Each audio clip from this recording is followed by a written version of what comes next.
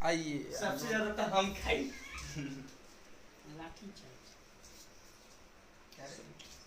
छोटू कहाँ है? छोटू को बुलाइए। अभी सर नमस्कार प्रणाम सब कोई के हाल बा।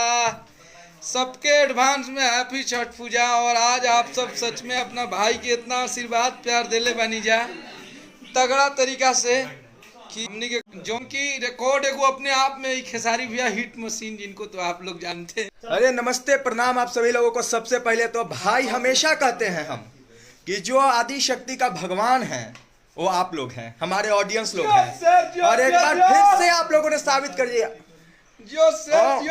बहुत बहुत शुभकामना। पहले तो अखिलेश भैया को इतना बढ़िया मैटर एकदम लगातार अखिलेश भैया गर्दा उड़ाए हैं। और मैंने कल बोला भी था कि भोजपुरी इंडस्ट्री में एक सुनामी लाए, तूफान ला दिया है लगातार हिट पे हिट मैटर देख करके।